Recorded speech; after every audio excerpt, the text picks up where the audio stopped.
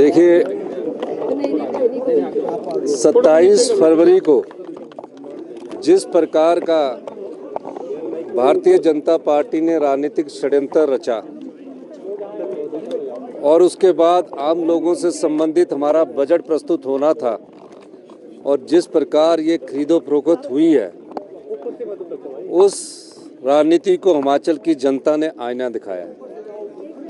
हिमाचल की जनता ने कहा कि लोकतंत्र और जनता के वोट से चुनकर जो सरकार लोकतंत्र के इस पर्व में बनाई जाती है, उस सरकार को नोटों के दम से जो गिराने की कोशिश की, उसका मुंह तोड़ जवाब जनता ने दिया।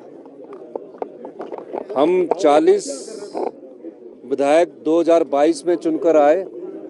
आज खुशी है कि हम फिर से 40 हो गए हैं, लेकिन 4 महीने जो भारतीय जनता पार्टी ने प्रदेश के विकास में और जिस प्रकार की राजनीतिक षड्यंत्र का परिचय दिया, वो हमने जनता के सामने रखा।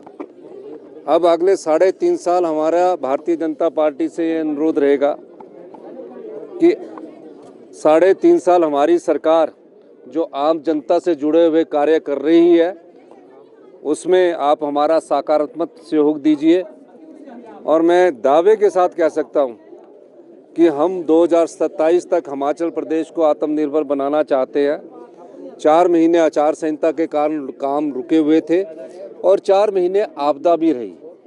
आपदा में भी हमारे को युद्ध स्तर पर हमारे मंत्रिमंडल के सदस्यों ने, हमारी सरकार ने, हमारे पार्टी ने, हमारे जो विधायक थे, आपदा में भी हमने युद्ध स्तर पर काम किया, जिसकी प्रशंसा वर्ल्ड बैंक ने भी की, नीति आयोग ने भी की और भारतीय जनता पार्टी के नेतृत्व में ने भी की।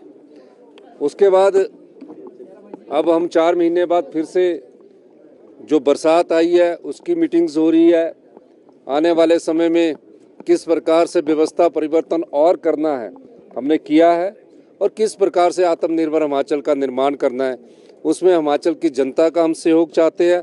और ख़ासकर भारतीय जनता पार्टी जो नकारात्मक पॉलिटिक्स कर रही है, नेगेटिव पॉलिटिक्स कर रही है, हम चाहेंगे कि जो योजनाएं हम यहाँ से लेकर जाते हैं, अभी मैं और पीडब्ल्यूडी मिनिस्टर्स और हमारे सुंदर ठाकुर जी गडकरी जी से मिले, हमने अपनी योजनाएं लाई है। हमने कहा कि भूभुजोड़ टनल का निर्माण होना चाहिए ताकि टूरिज्म बढ़े और सड़कों का 4 लेनिंग का हमारा निर्माण होना चाहिए। हम चाहेंगे कि जो योजनाएं हमारे लोग देकर आए हैं, उन पर अड़ंगा मत अड़ाए, और जो बजट में हमारा अधिकार बनता है पीडीएन ने, यानी आपदा के बाद जो हमें राहत मिलनी चाहिए थी, जो स्पेशल रिलीफ पैकेज मिलना चाहिए था, उसमें कोई अभी तक सहयोग नहीं मिला है।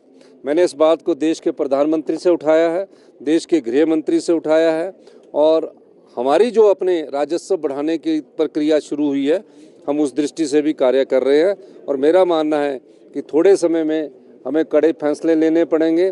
वो युवा पीढ़ी के भविष्य को सुनिश्चित करेंगे कि आने वाले समय में हमारे युवा पीढ़ी पर ऐसी व्यवस्था लाई जाए कि वो सही दिशा में आगे बढ़ सके।